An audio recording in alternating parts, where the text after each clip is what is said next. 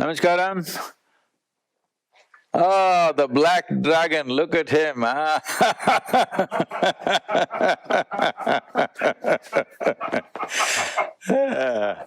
Vusi Thembekwayo. Am I getting your second name right? You got it perfectly right. Thank you. Wonderful seeing you. I'm so humbled to finally meet you and to connect with you. I've been a huge fan, a follower of your work, reader of the book for a very, very long time. So This is a big moment for me. Thank you. Thank you for this. Well, see, it's wonderful to see that you are making a difference in the economic condition of Africa more than your business ventures. The inspiration you are giving to the youth to take to entrepreneurship, I think it's most vital because the African tribes, right from thousands of years, they are not tribes of systemic excellence, but more of their own enterprise. Well, maybe the past enterprise cannot be compared to today's form of enterprise, but tribes were very mercurially enterprising in their own way. Today's enterprise has shifted to a different mode of operation. It's not tribal or intertribal, it is more international. That's a difference, but fundamentally the instinct and the wisdom of enterprise remains the same. Scale has changed, the geographical reach has changed, but fundamentally it's the same. So it's wonderful that you're doing this for your country and for the continent. Africa is very dear to me. It's interesting that you are. I mean, I love the comment and the way that you discern kind of over time how things have changed, right? And what I hope really is that we as Africans ourselves are able to understand that and are able to bring a different way of doing things into the environment we're operating in today without necessarily losing ourselves. Because I suppose the hard part about discovery of the new is which part of the old feels authentic and which part of the old do you keep. And as you discover the new, what do you let go and what do you unlearn? And I suppose there are no correct answers to that, only the questions. You should never hold on to the past. You should only stand upon the wisdom of the past. You should not hold on to it because activities of yesterday, what was wisdom yesterday could be foolish today. Sure. So we should never hold on to it. I know this has become a fad.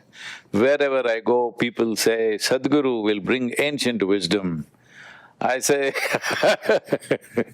this is contemporary wisdom, because wisdom should work. Ancient wisdom means it must be chronicled, it must be archived, not practiced. Well, the ancients also might have seen something relevant to their times. Some things of the past could be relevant to us because fundamentally we are still human, we have not evolved into something else, all right? So, we're still human, situations have changed. So, wisdom is a combination of our own realizations and situational practical action put together. Realization may be idealistic, absolute truth, but wisdom is a kind of integration between present-day realities and the ultimate truth. If these two things don't integrate, you can only sit in a cave, be blissful and bless people. If you want to be active in the world, you need to integrate absolute truth with today's reality, otherwise you cannot function in the world. Sadhguru, can the truth ever be absolute? Truth is always absolute. Reality keeps changing. What's the difference? The difference is you can paint your house whichever color you want today, but the foundation remains the same. Okay. Okay. And I mean, one of the questions just considering this conversation is one of the questions I was really thinking about. And it's interesting you mentioned this idea of absolute truth. I wonder if the world today is ready for the truth, whatever that truth might be. And I'm not sure that the world is. And the reason I ask that question is because I'm not sure how well each human being is versed in their own truth and how ready they are to receive that truth. There's an old expression that says, the only thing people hate more than the truth is the person who dares to speak it. Right? So, you're telling the wrong guy. I've faced all of it. That's where I was going with this. That's where I was going with this. I mean, one of the just at a personal level, one of the things I just watching you from a distance, one of the things I love about how you traverse the space is you have this incredible ability, it appears, to float over the ephemeral, the stuff that's trendy and poppy and next. You just you float over it, but it's seamless. And then when you release a book, the book lands and it captures the zeitgeist, the moment. It's and it immediately goes to #1 bestseller. And one of the things I was wondering, and I wanted to ask you this question as a person who battles with their own truth, by the way, and that's where this question is coming from. It's me musing to myself, because there are truths to myself, about which I'm not sure I'm necessarily willing to confront. Let me correct that question first, Vusi. The thing is, you said, is the world ready for truth? World will never be ready for truth, because the word world is not true. Because only the individual experience is true. Only you exist. The world is just a word. That is because you don't have… See, do you call your children the world? No, you call them by name, because you have the time and attention for those individual lives. So you call them by name. They are people, all right? They're individual people. When we use the world, we don't have the necessary span of attention nor intention to pay attention to that, so they are just one world, all right? So, world is a psychological manifestation in our minds. Actually, there are only people. People are people because of individual experiences. Are individual experiences truth? No. Individual experiences is psychological realities in which they live, social realities in which they live. So that is not the truth. An individual is capable of experiencing truth, but individual as a person is not truth.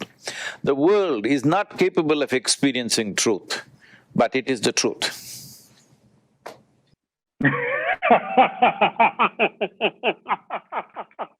Why did I say something so funny? That answer did not end the way I expected it. So let me then ask this question quite simply. What is the truth?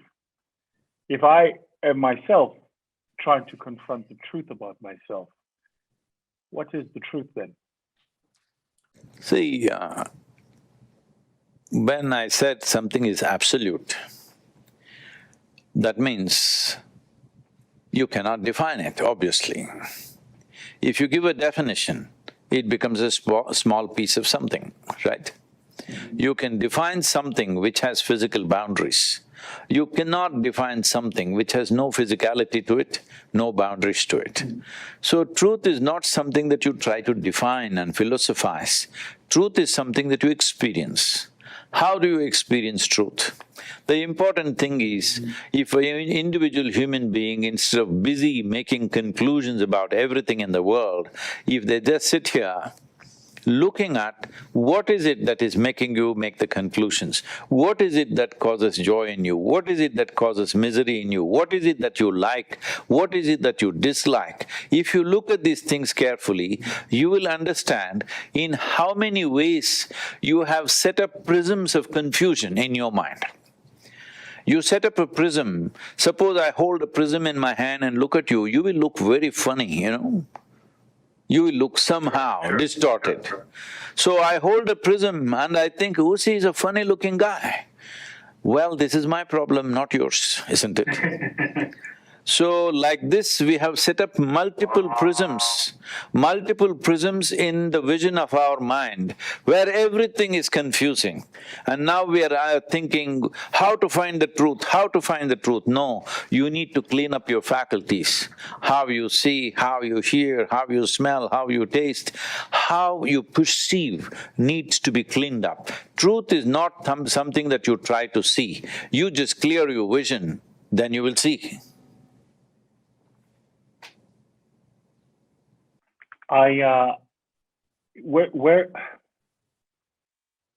not sure how much you know about my country, South Africa, but we've had a phenomenal time since Nelson Mandela was released from prison 27 years ago, both highs and lows.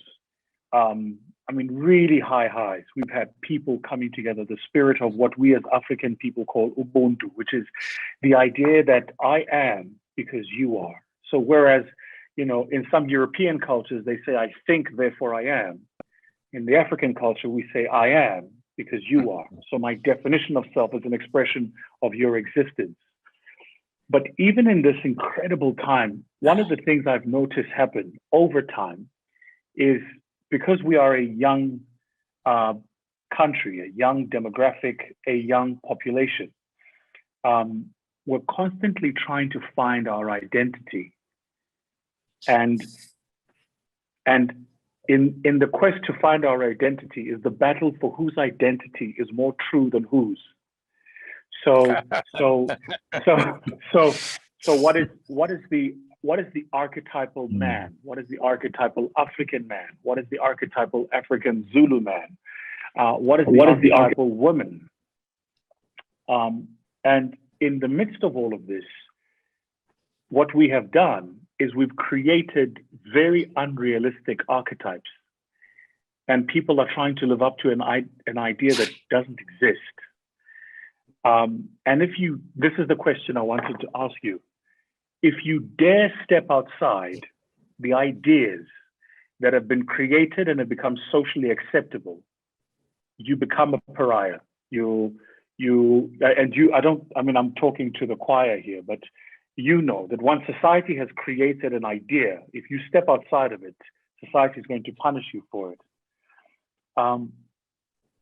And of course, there are kind of two responses. The first is, disappear.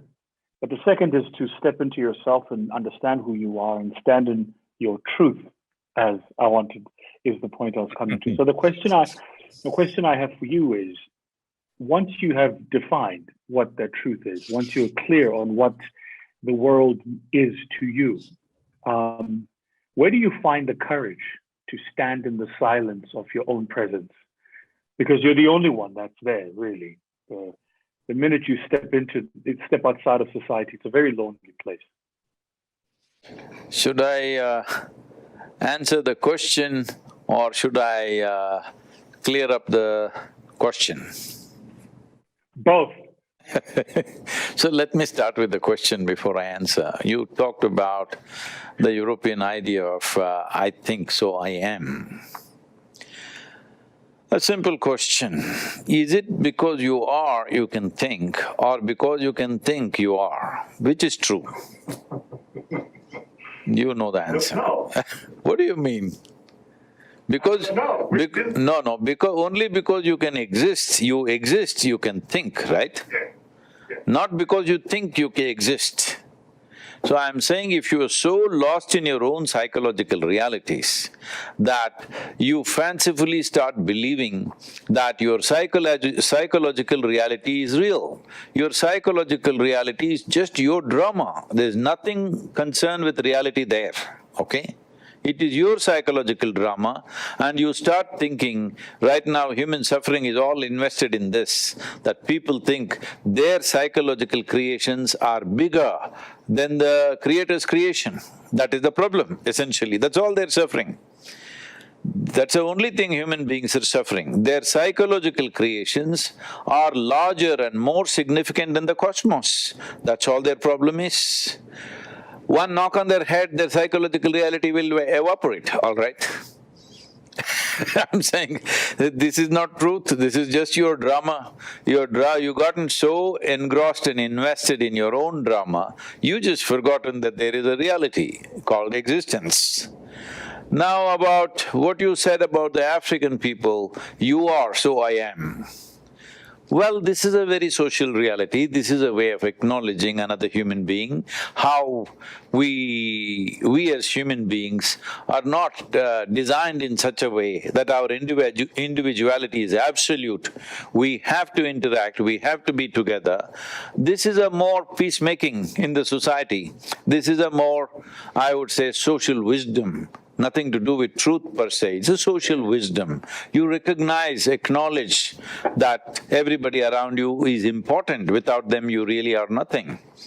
And it is also a way of engaging and involving yourself with other lives, because this is not only to human beings. You may say this to a lion or a giraffe or a tree, saying, because you are, I am. It's a wonderful way of recognizing the contribution of every other life to our lives, but that's a social reality. So having said that about African man trying to create his own image of himself.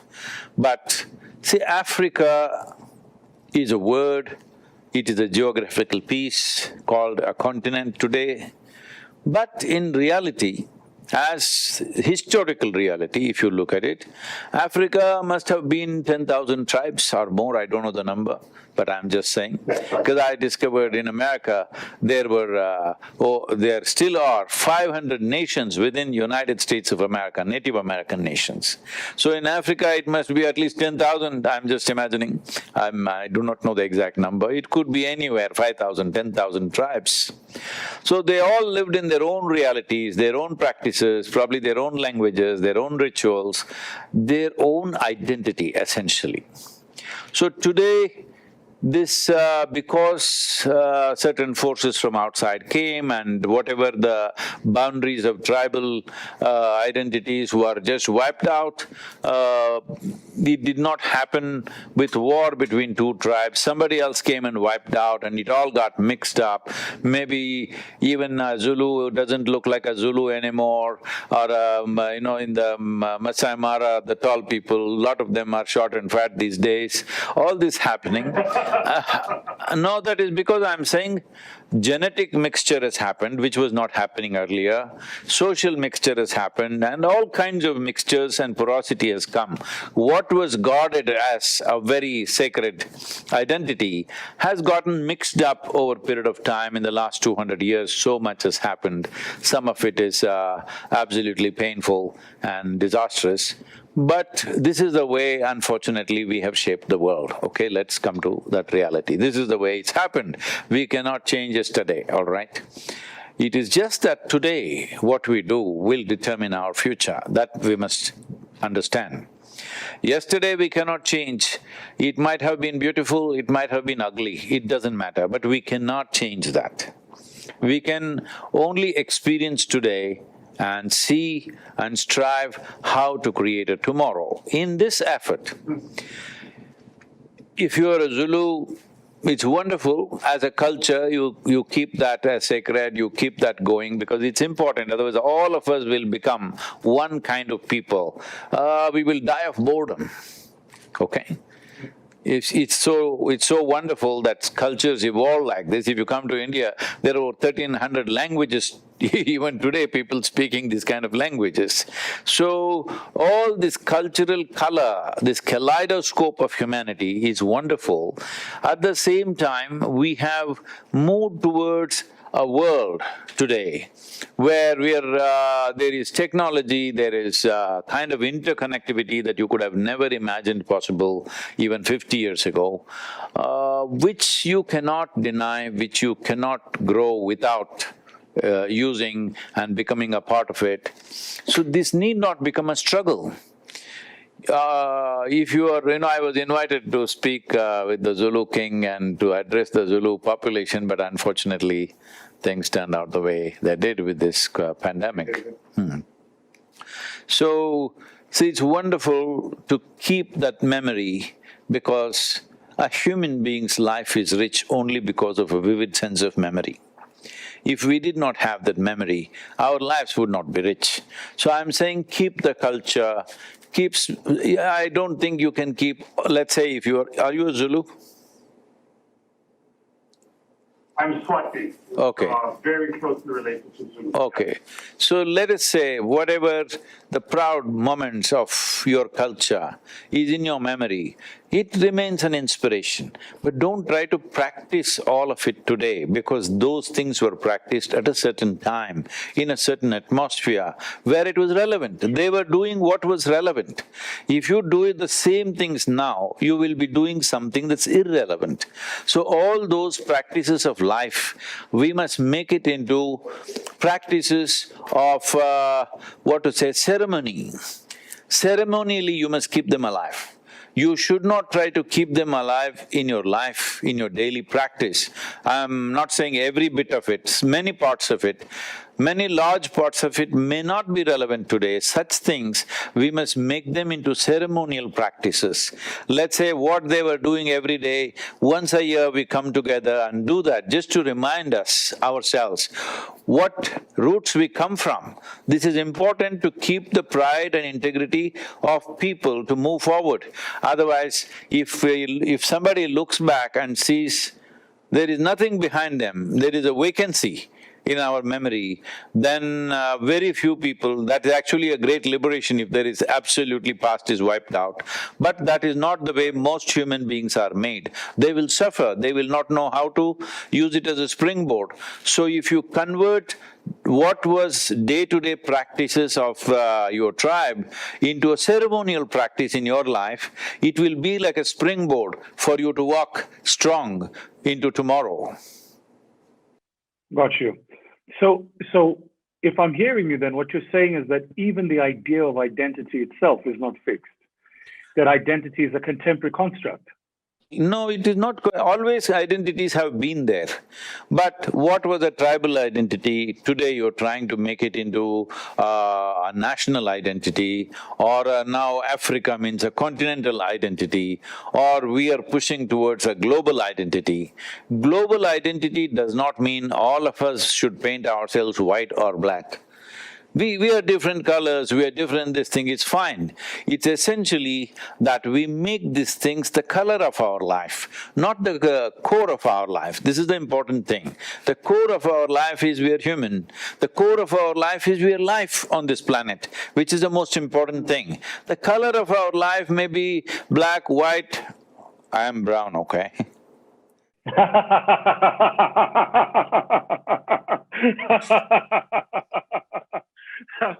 Technically, we're both brown, but okay.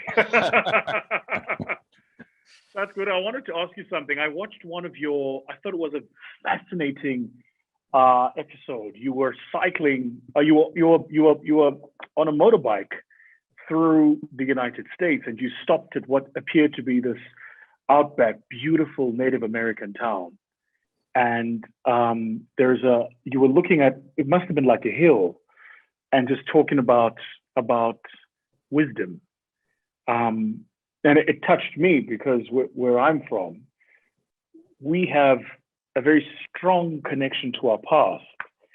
We believe that those who passed before us leave with us a body of wisdom that never ages. And in each community, some of us are selected to access that wisdom, right? We call it, ancestors, and it's a form of spiritual wisdom, really. And what I wanted to understand from you, because I found that episode absolutely fascinating, was what is that bridge between what the old people knew and what the young people are trying to learn? It appears to me as if there is a set of lessons we are yet to go through that those who've been before us have been through. And I mean, you spoke about it. You spoke about it so well in that recording. I thought it was just such a powerful idea. What do you think? See, in this effort, one important thing is that we don't simply flatly glorify everything that is past and simply put down everything that is present, keeping that in mind. See, for example, if you say anywhere, as you said in Africa, especially in India if you speak, a whole lot of people always believe a few thousand years ago, 5,000, 10,000 years ago, the whole society was so wise and so fantastic and whatever. No, the problem is all the idiots who died and all the wise men, and the wise men also who died at that time, the idiots are forgotten, the wise men are remembered. So you start thinking, 10,000 years ago, everybody was wise. Sure. Everybody was not wise. Even then a handful were. Maybe percentages might vary from then to now, I doubt that anyway.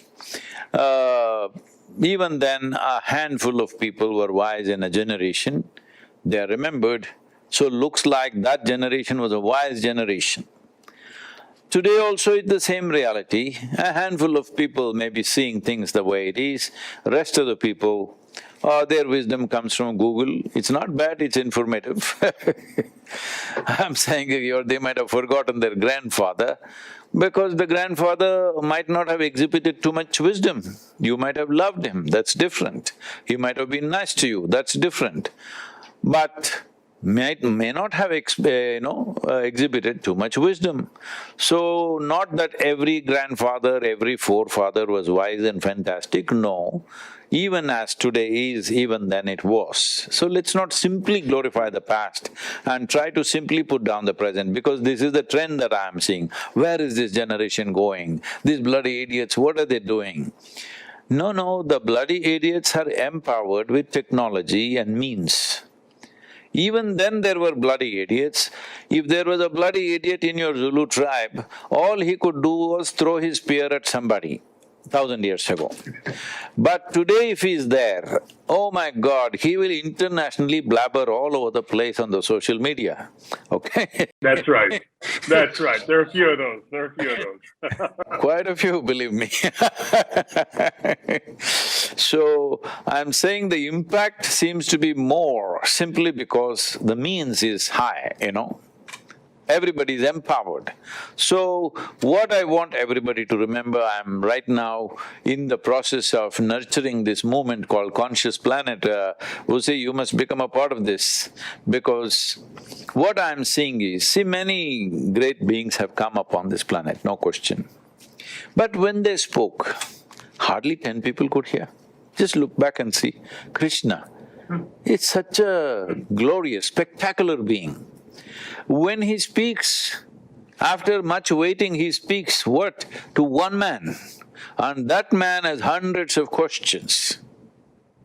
Shiva, you cannot think of another being like that, wisdom beyond all human capabilities. When he speaks to his beloved wife, she freaks him with thousands of questions. And like let's say Jesus, he tries to speak, all he gets is 12 people and one of them freaks on him anyway, all right? So I'm saying this has been the way of humanity in the past. Great beings have come, but hardly any impact in their times because means were not there. This is the first time in the history of humanity we can sit here. See, I'm sitting in El Paso, you're in Johannesburg, we're talking to each other. When was this possible?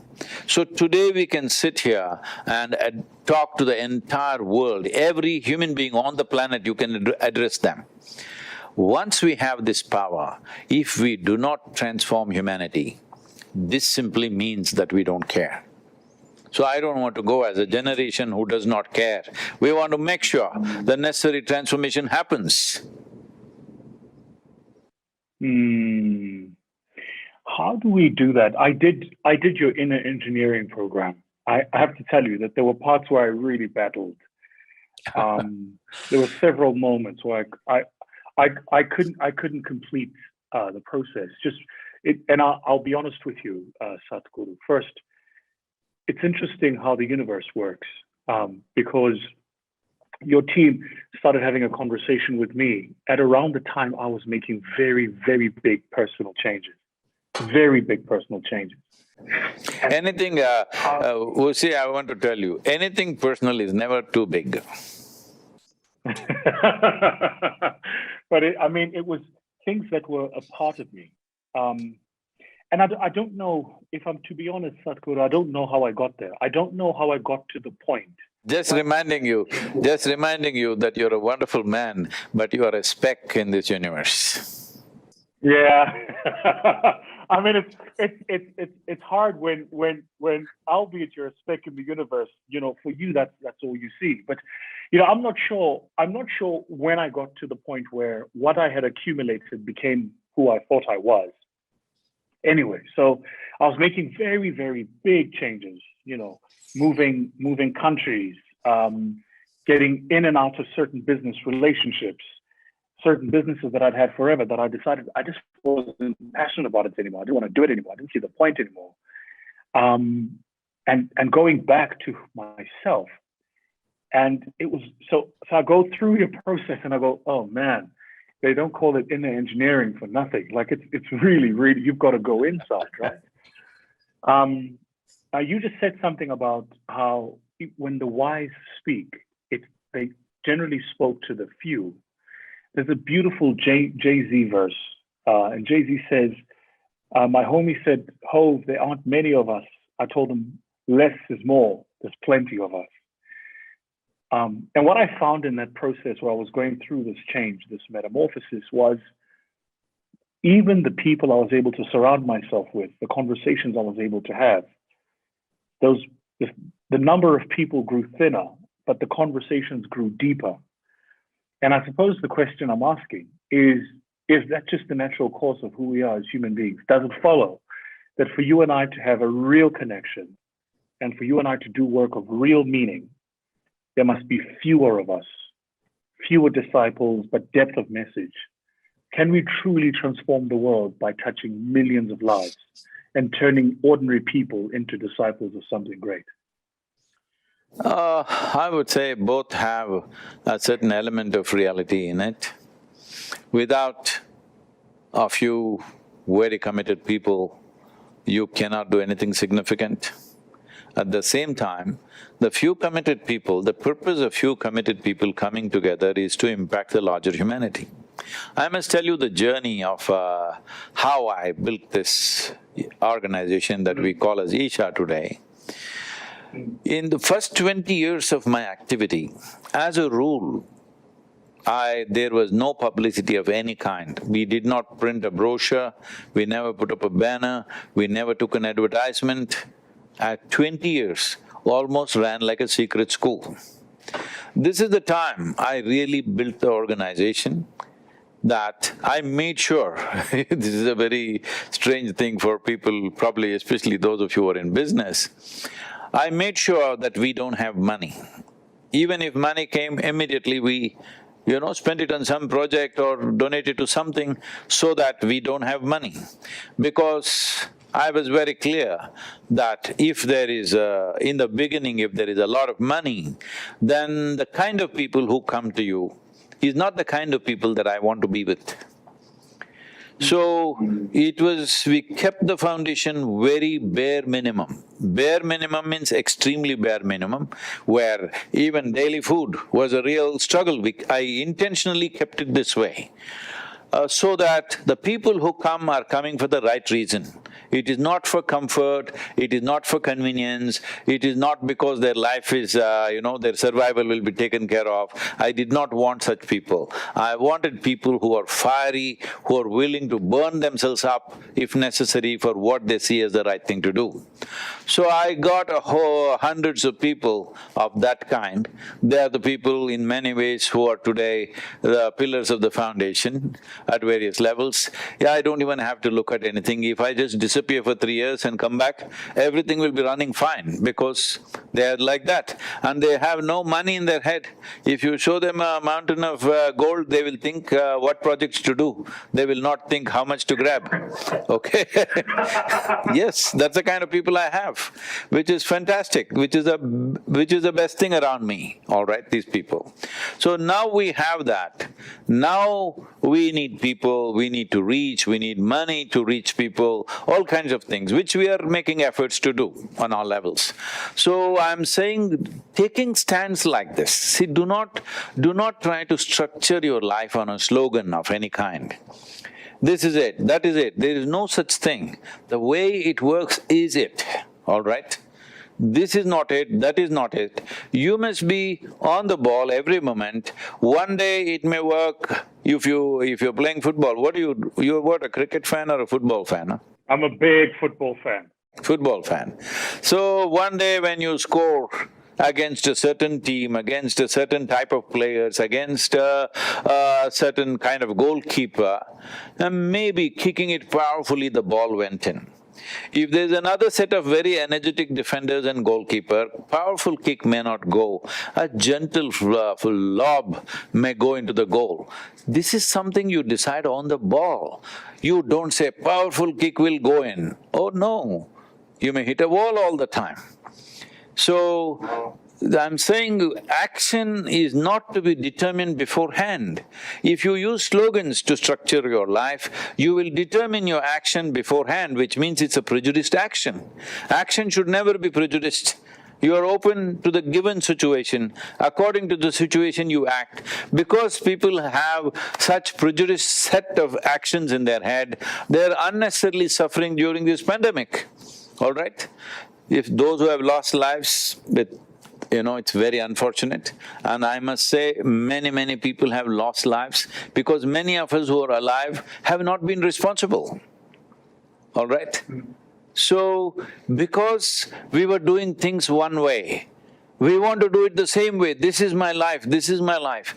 Your life is not in your actions, you must understand. Your life is in the way you experience it. Action is according to the situation. Action is not even about you, it is about the world we live in. Today how the world is, that's how you must act. Tomorrow if the world is a different place, you act differently. But how you are is determined by how you experience life, not by how you act. See, right now, I'm a mystic, yogi, guru from India. I must be sitting like this somewhere and blessing people, doing things. No, I'm driving a truck, people are looking at me and they're wondering, wow, this is Sadhguru driving. I'm driving a truck across America. Right now I'm in El Paso, living in a truck, all right? It's already been what, 12 days since I left, and still there are many more days, nearly a month, that I'm living in a truck, surviving by myself and driving across America. So, is this the way a guru should live? No, this is the way he lives because there is pandemic, he doesn't want to enter hotels, he doesn't want to stay in anybody's homes. So he is staying in a small camper, cooking his own food and surviving. Of course, you have to manage the truck and drive. Every day I'm doing like 700, 800 miles per day and still doing all the webinars, all the interviews and the works.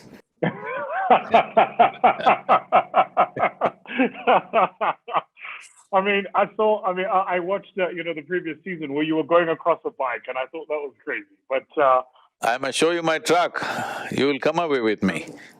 Absolutely. I would gladly take time to do it. I wanted to ask you a question.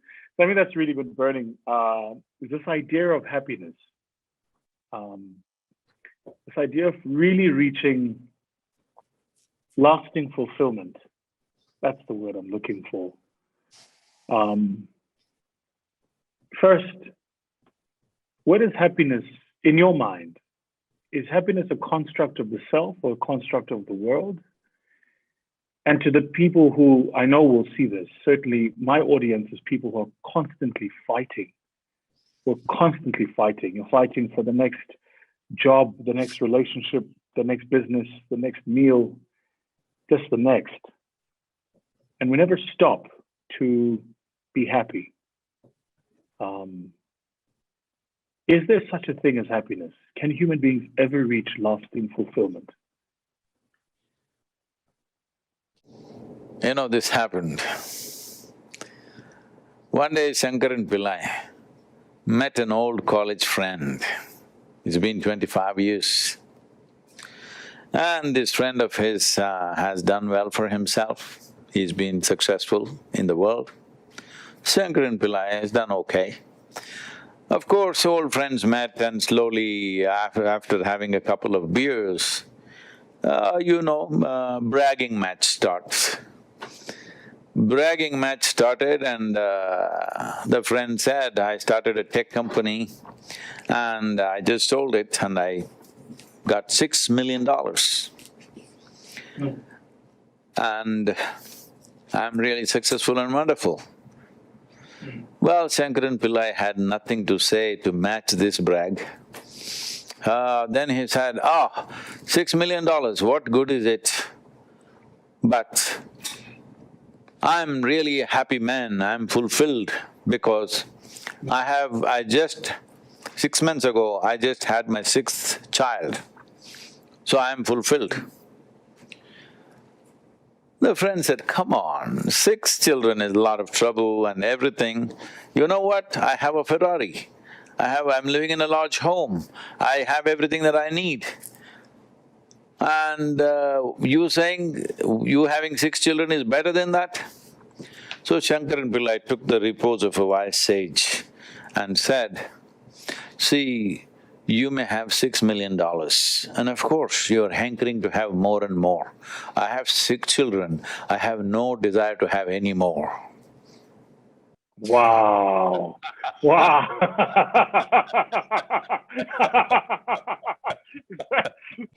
So different people arrive at their fulfillment in different ways. So what is fulfillment? What is happiness? Is it the construct of your mind or is it in the world outside? See, let us not give names. The thing is just this. What is it that a human being wants? Let me ask you simple questions. Answer just directly just as you are, okay? Your body, do you want it pleasant or unpleasant? Pleasant. Pleasant. Your mind, do you want it pleasant or unpleasant? Pleasant. Your emotion, do you want it pleasant or unpleasant? Pleasant. Pleasant. Your life itself, do you want it pleasant or unpleasant? Pleasant. Your surroundings, do you want it pleasant or unpleasant? Pleasant. Pleasant. So you made your choices. You ask any human being in the world when he is sane, he or she is sane, will all of them choose the same thing? Yeah. This is all we want. We want pleasantness of body, mind, emotion, energy and world around us, situations. If you become pleasant in your body, we call this health. If you become very pleasant in your body, we call this pleasure. If your mind becomes pleasant, we call this peace. If it becomes very pleasant, we call it joy. If your emotion becomes pleasant, we call this love. If it becomes very pleasant, we call it compassion. If your very life energies become pleasant, we call this bliss. If it becomes very pleasant, we call it ecstasy. If your surroundings become pleasant, we call it success. Don't get things mixed up.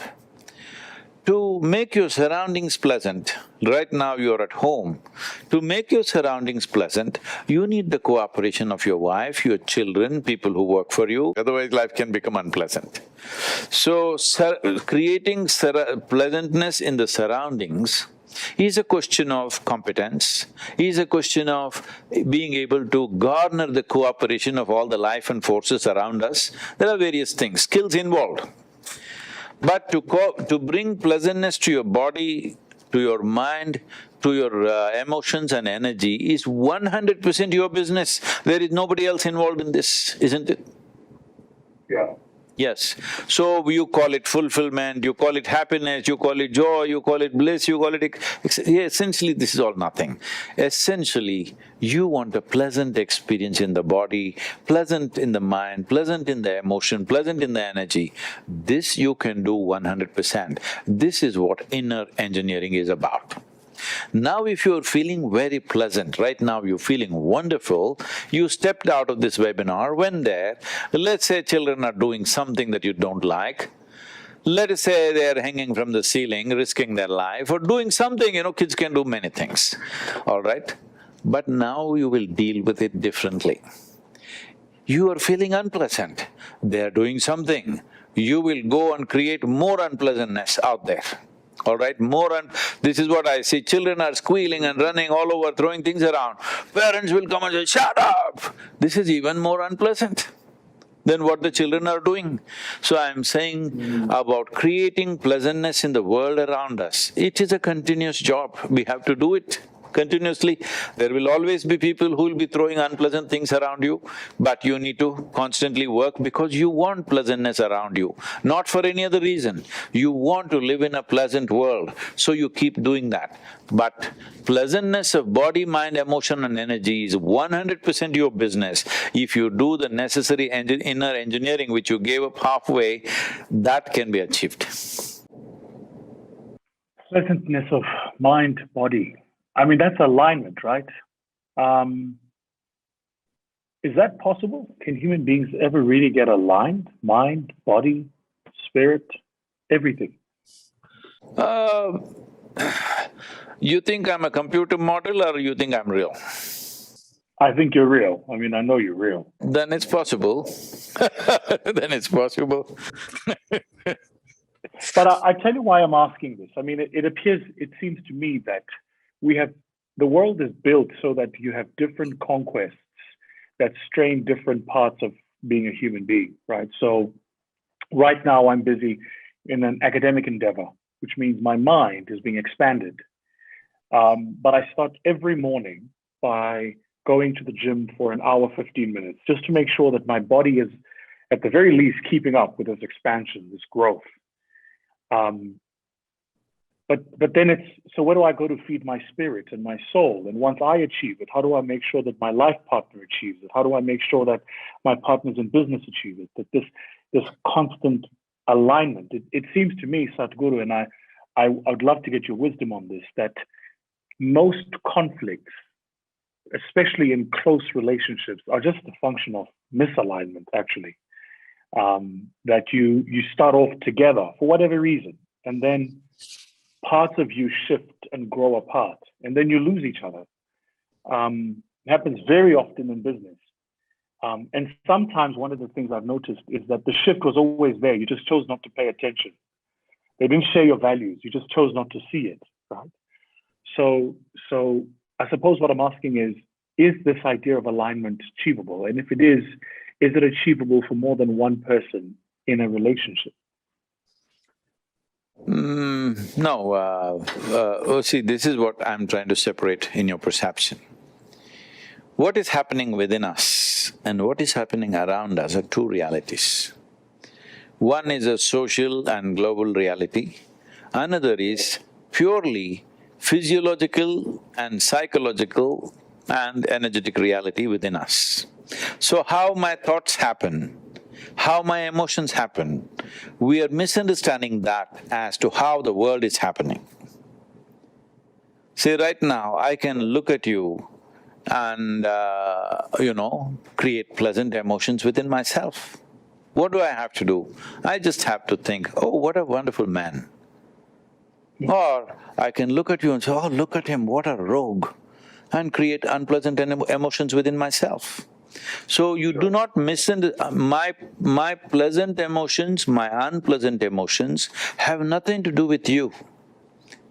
Maybe you're not a wonderful man, maybe you're not a rogue, maybe you're none of the things that I'm thinking, all right? But this is my psychological reality. When I misunderstand my psychological reality as your condition, then I will be always making these blunders throughout my life. So this is the fundamental thing we need to set, that inner engineering means this, that you align yourself. See, do not talk about things which are not in experience. You said spirit, soul, whatever, there were a few more words. Anyway, let's leave that. The only things you know is you have a body, this for real, right? This for real, which is going to the gym every day. I would suggest something else more better than that. But this, you have a body, you have thought, you have emotion. To make these things function, you have energy. These are the only four realities which are in your experience. Rest is all your imagination, including the world. Because right now, you think you see me. No. You see me not here or there somewhere. You see me only in the firmament of your mind, isn't it? So how will you see me?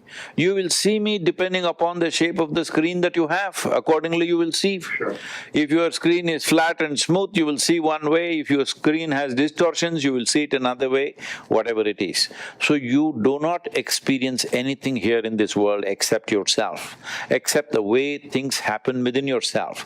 This is why inner engineering is fundamental and vital, because you fix that.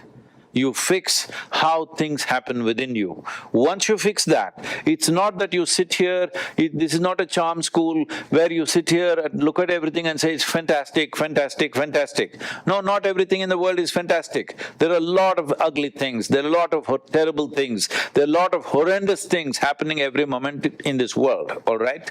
So seeing everything as it is. What is horrendous, what is fantastic, what is beautiful, what is ugly, seeing it as it is. But you are in a state where neither the beautiful nor the ugly changes the way you are. You experience the beauty, you experience the ugliness, but it doesn't change who you are. Who you are is well established, not on the basis of your identity, but on the basis of your perception. Right. Sadhguru, I had a question to you about karmic energy. One of the things, I mean, for me, and I know it to be true for several other people, so I'm going to ask you this question. One of the things I've noticed is the minute I'm crystal clear about something, the universe will serve me the opposite of it, like a temptation. You know, it's like the minute I go, I want to have a body as amazing as Sadhguru's body, all of a sudden the universe is going to serve me chocolates everywhere, just to tempt me. I'm made of chocolate. Jesse, can't you see the color? I'm made of chocolate. And the question I suppose I'm asking is that real, or is that just my own karmic energy? Am I putting it out there and then See, because first thing is, I want you to understand, I'm not saying this with any disrespect to anybody. The first thing is, you have been brought up in a certain moral culture, moralistic culture. The first thing you always think of is what I should not do.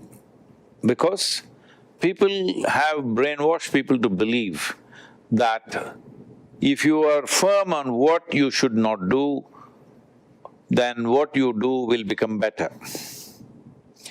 Because it all starts from thou shalt not do this, thou shalt not do that, all right? See, let me do an experiment with you. Just close your eyes for 5 seconds and don't think about monkeys. No monkeys. Only monkeys. So I'm saying, whoever is telling you thou shalt not, they know nothing about the nature of human mind. If you say something, I do not want this, if you say that about something, that's the end of it. That something will rule your head all the time. I do not want to think about monkeys. Like this, you do chanting for the next 24 hours, you will see day in and day out only monkeys will be there in your head. So this is the nature of human mind. In this mind, there is no subtraction and division, there is only addition and multiplication. Whatever you say, it'll only become one more and one more. Or if you try hard, it'll multiply. You can't take away something because you say, I don't want to do this. It is just that when you were a child, maybe lollipop was your highest ambition. Hello? When you are probably a 2-year-old child, the whole desire is, how can I get that red color lollipop in my mouth? That's all. Now, when people grow up, they change the shape and form and color of the lollipop, but still all they're looking for is a lollipop. So this has to change. This will only change when you are no more in pursuit of happiness. This is why I said being peaceful, being joyful, being loving, being blissful, when it is all yours, when you are blissful by your own nature, you are not in pursuit of happiness. Once you are not in pursuit of happiness, there is a clarity beyond the crystal clear that you're talking about. Anyway, crystal is always distorting, you know. That's true.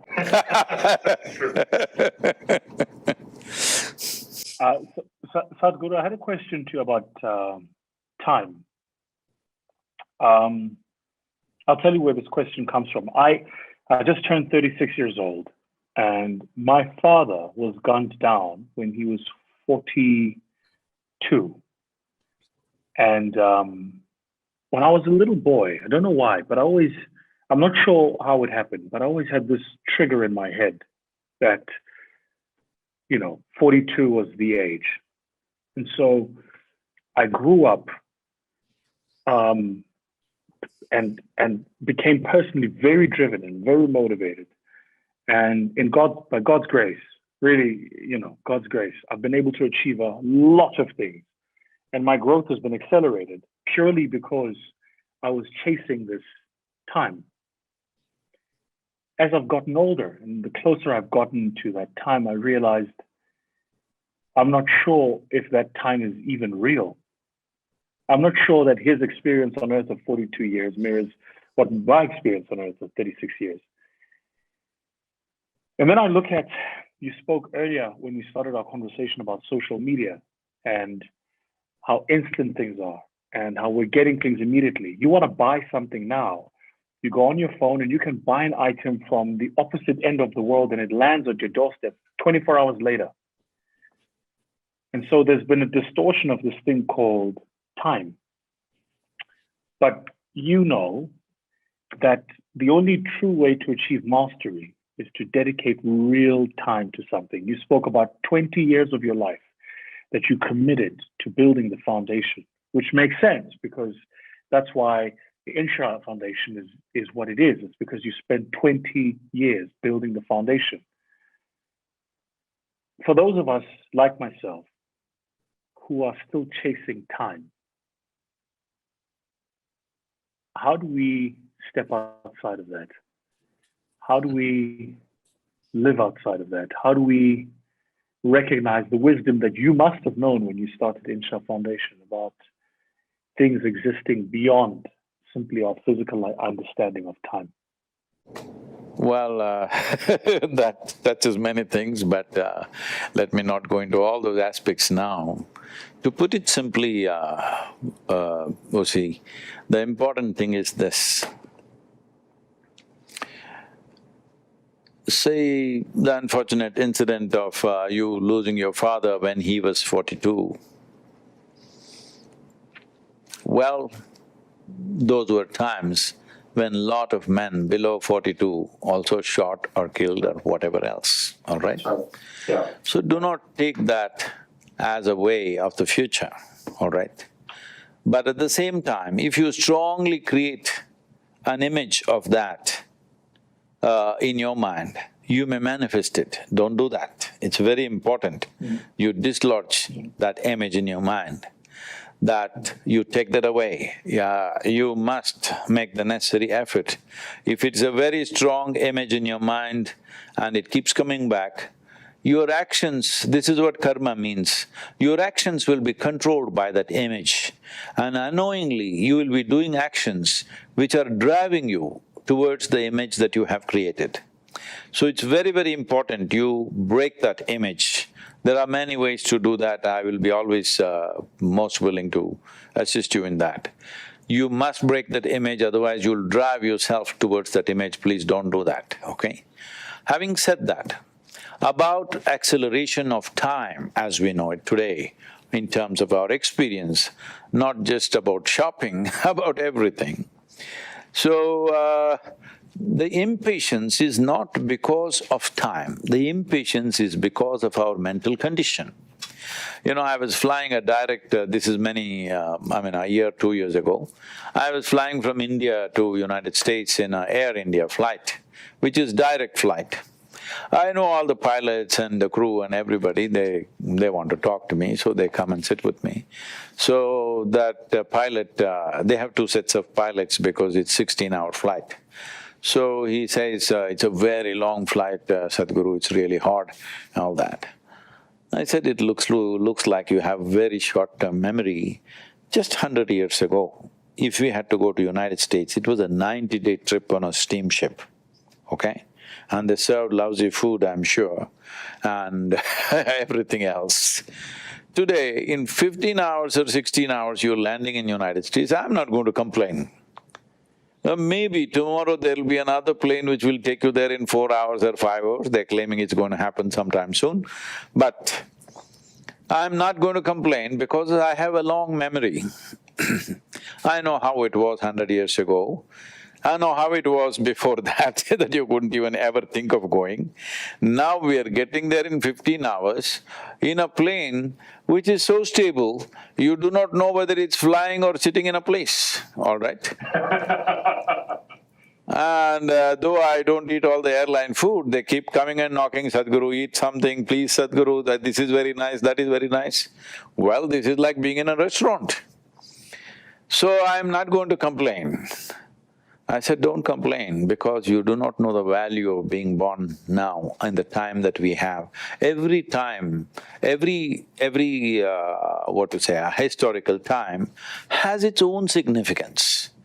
Ours has a certain significance where, I don't know, recently somebody brought one motorcycle to me and said, Sadhguru, you must autograph my motorcycle. I've been autographing motorcycles and the guys are selling it on the Facebook for a premium price. So I said, see, I wrote on this motorcycle, which is a very fast one, I said, speed crushes time and space. Let it not be your bones, that's all, you know. So speed crushes time and space, and it's important because for what potential a human being carries, the time that we are allotted, if it's 100 years of time, it is too little. It is too little for a human being who explores the depth and dimension of what a human being is. For one who does not explore this, one who makes themselves miserable and insufficient, life, this 100 years of life looks too long. How many thousands of people or hundreds and thousands of people a year are committing suicide because they find it's too long? It's too long for the misery that they are in. So we need to understand this. Time is a relative experience. Your impatience is not about time, your impatience is a certain psychological condition of insufficiency. If you feel, absolutely equanimous and stable within yourself, if you fly a jet which flies across the world in 3 hours, we are fine with it. If we have to walk, taking 12-15 years to walk across the same distance, we are fine with it. Because it's not about time, it is not about distance, it is about our mental condition.